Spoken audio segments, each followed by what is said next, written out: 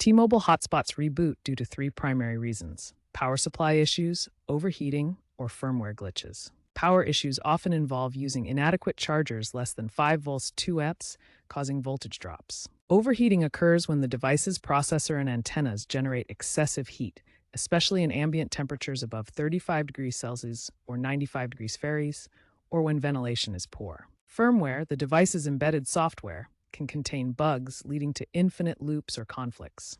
Understanding these factors is crucial for effective troubleshooting. First, ensure you're using a UL-certified 5-volt 2-amp USB-C charger. Avoid power banks with fluctuating output. Next, improve ventilation by elevating the hotspot and avoiding direct sunlight. For firmware issues, check for updates via the T-Mobile app or web portal. A factory reset can resolve many software-related reboots. If problems persist, contact T-Mobile support, especially if you see error codes like thermal shutdown or power fault in the device logs. T-Mobile has reduced reported reboot incidents by 35% through firmware updates.